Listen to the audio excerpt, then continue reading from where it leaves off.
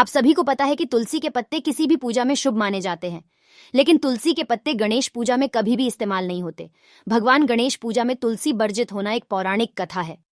तो आइए हम इस कहानी में इसका कारण जानते हैं। यह उस समय की बात है जब देवी तुलसी विवाह हेतु वर ढूंढने के लिए तीर्थ यात्रा पर निकली थी और ढूंढते ढूंढते वह गंगा किनारे पहुंच गई।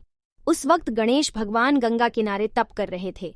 उन्हें देखते ही देवी तुलसी उन पर मोहित हो गई और उनके मन में गणेश भगवान से विवाह की इच्छा उत्पन्न हुई।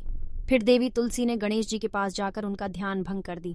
आंखें खोलने के बाद गणेश भगवान के सामने देवी तुलसी खड़ी थी, लेकिन सामने एक स्त्री है, इसलिए अपने क्रोध को नियंत्रण में रखकर गणेश भगवान ने पूछा, आप कौन है देवी और मेरा ध्यान भंग करने का कारण क्या है?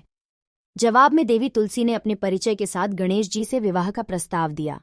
उत्तर में गणेश जी बोले, देवी मैं ब्रह्मचारी हूँ, उस वजह मैं विवाह नहीं कर सकता। अपने विवाह प्रस्ताव के लिए न सुनने के बाद देवी तुलसी क्रोधित हो गई और उन्होंने गणेश जी को श्राप दे दिया कि उनका ब्रह्मचार्य टूटेगा और उनके 2 विवाह होंगे।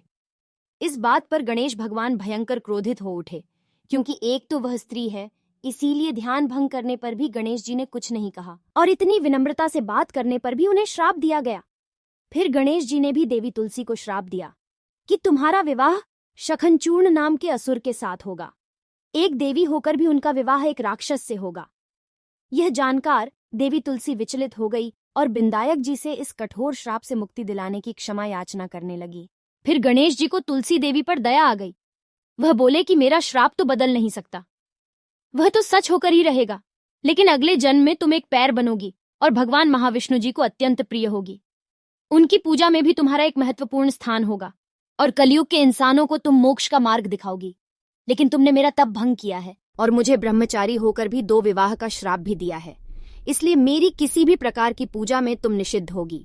इस प्रकार देवी तुलसी गणेश भगवान की पूजा में निषिद्ध हो गई। शायद आपको पता है कि तुलसी के पत्ते शिवजी की पूजा में भी वर्जित है, क्योंकि भगवान शिव शंकर ने देवी तुलसी के पति शखनचूर्ण राक्षस का वध किया था।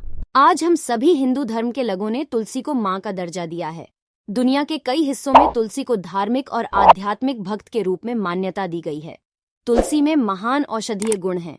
यह एक उल्लेखनीय एंटीबायोटिक भी है।